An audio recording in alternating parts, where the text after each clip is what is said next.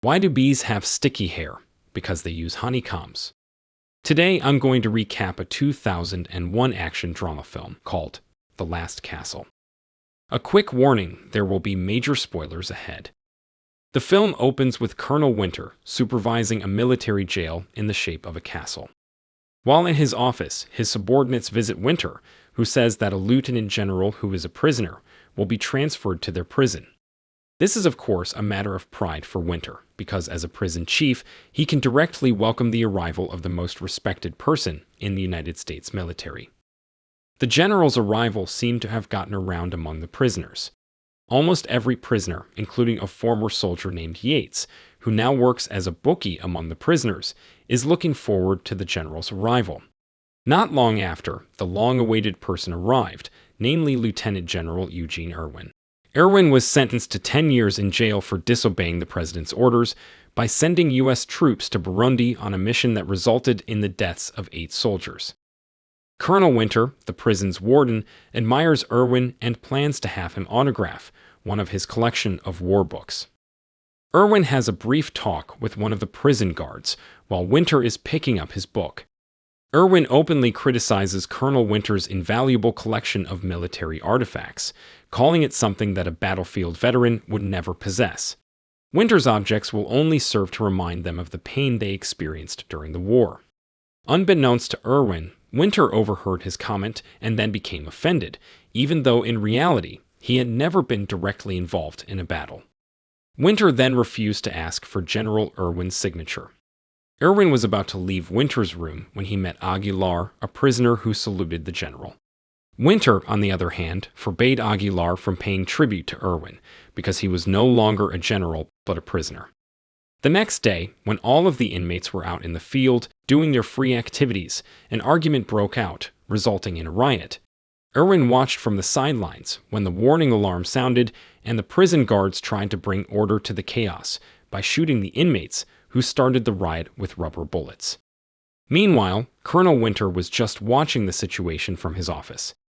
During lunchtime, the inmates went to General Irwin and complained about the abuse by Colonel Winter and the prison guards, including the deaths of several inmates from rubber bullets. The prisoners hoped that at least Irwin could forward their complaints to his relations in the government to take firm action against Colonel Winter and his men. But Irwin said that he just wanted to serve his sentence in this prison without getting involved with anyone. Irwin was then visited by Aguilar, who again saluted him. Aguilar could not hide his admiration for one of the most famous war veterans in the United States.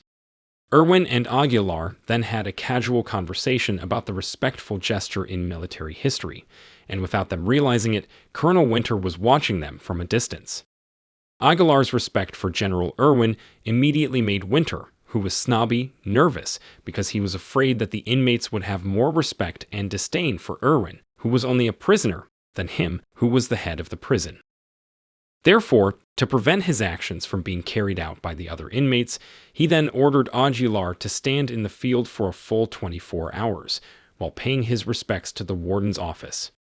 Winter didn't even delay Aguilar's sentence, even though it was raining heavily and the man was already shivering with cold.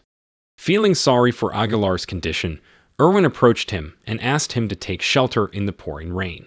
Because of his actions, Irwin had to receive reprimands and beatings by the prison guards on Winter's orders. Irwin then reprimands Winter for the rights that prisoners have while in prison.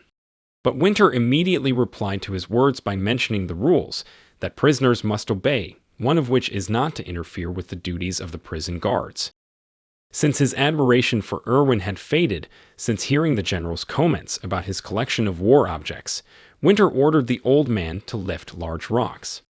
The sentence that had to be served by Irwin was instead used as a betting arena by Yates, and the prisoners began to bet whether the general would be able to finish his sentence or give up halfway. Even though his body is no longer as strong as it used to be, Irwin still tried to move the big rocks without complaining in the slightest. He took off his clothes in the hot weather and revealed the many scars he had gotten on the battlefield. One of them is the scar when the general desperately defended his men, which made him a person so respected, and respected in the history of the United States military. Even though his sentence was increased to 1 full day and he had to languish in solitary confinement afterward, Irwin still tried to finish his work. He then received respect from all the inmates upon returning to the detention cell. The inmates thought his sincerity in serving his sentence was a spirit of encouragement that a true warrior has. Yates then went to Irwin in his cell and gave him lots of cigarettes as a gift, but because Irwin was a non-smoker, he ordered Aguilar to distribute the cigarettes to all the inmates. Here it is revealed that Irwin knew Yates' father, the general's subordinate. Irwin then tells Yates about his father, who was able to inspire the fighting spirit of him and the other soldiers when they were surrounded in enemy territory and had very little chance of getting out of there alive. He also said that the soldiers who were his subordinates were like his own family, who had to be saved at all costs. Yates, who is a former officer and helicopter pilot, seemed amazed to hear Irwin's story about his father's past. The next day, Irwin went to the prisoners, who were told to build a wall by winter to keep them busy and not lazy. He wisely told the inmates to look at things from a different perspective, including the construction of a wall that could be compared to building a castle wall, which in many ways resembles a medieval castle. He then asked Aguilar to teach the inmates how to build strong stone and mortar walls, because Aguilar had told him that his father was a skilled mason. After receiving direction from Irwin, whose leadership was able to mobilize and manage the prisoners, they began to build a castle wall together. Instead of the word general, Irwin got the nickname chief from the prisoners, who respected his leadership. Winter, who knows this, then assumes that Irwin is building a loyalty structure in prison to gather prisoners who will obey his words.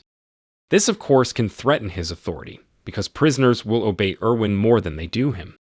Envy of Irwin's respect from the prisoners, Winter ordered the prison guards to destroy the wall.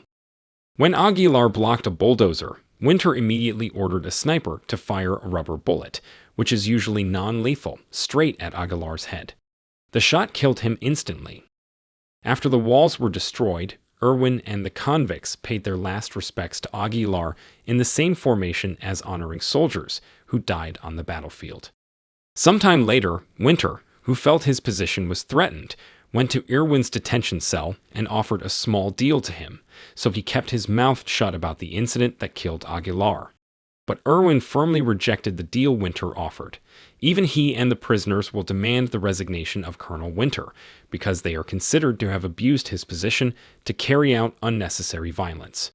Knowing that the prison guards would report their actions to Winter, the prisoners began to behave like soldiers around Irwin, using code words and gestures.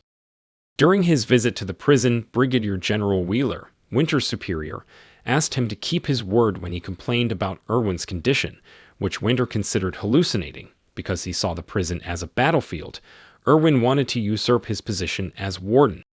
On the other hand, Wheeler, who respects Irwin, meets and talks directly with the general, with a star pinned on his shoulder. He listens to Irwin and the prisoners' complaints about Winter's arbitrariness. Wheeler then told him to get valid evidence of Winter's misconduct, so that he could take action against him. After that, Irwin and some of the inmates closest to him began plotting to overthrow Winter to remove him from his post as chief warden. Yates looked eager to join them. However, Yates instead left Irwin and his men behind for one reason or another. Winter saw this, then reached out to Yates and bribed him with a reduced sentence, provided that he was willing to be his spy to find out what Irwin was planning to do. Yates then agreed to his offer. After successfully distracting the prison guards so that they are no longer watched, Irwin then announces his plan to all prisoners to take over the prison from Winter's control. They intend to raise the United States flag upside down as a sign of danger, which means Winter can no longer control the prisoners, so he will be removed from office. After revealing his plan to all the inmates, Irwin realizes that Yates is spying on him to report to Winter. Irwin then invited Yates to have a one-on-one conversation, where he advised and told him that he saw the conscience of a true warrior in him. Irwin said that Winter only saw the bad in Yates, so he only used him for his benefit. Meanwhile, Irwin saw the best in Yates, and he firmly believed that Yates had a fighting spirit to defend all those persecuted. However, Yates didn't care much about Irwin's words because he immediately reported his plans to Winter. As soon as he learned of Irwin's plan, Winter immediately hid the flag in his office. Shortly after that, an inmate bursts into Winter's office and insults Yates for being a traitor, forcing Winter and his aides to go out to secure the inmate. Yates did not waste the opportunity to steal the flag from Winter's office and hide it. The next day, Yates goes to Winter and says that Irwin already has his flag and is immediately thrown into solitary confinement because he is actually on Irwin's side.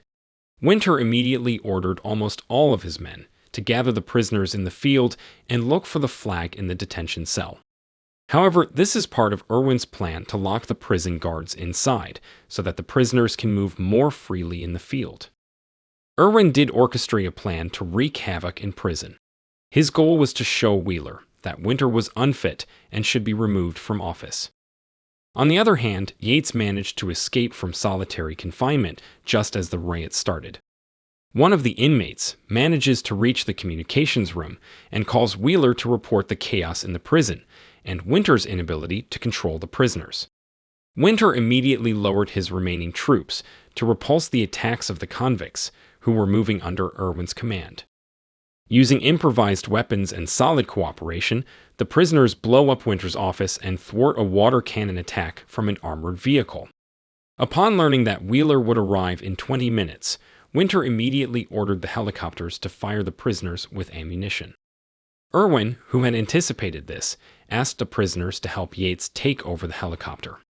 After taking control of the helicopter, Yates kills the sniper who had killed Aguilar.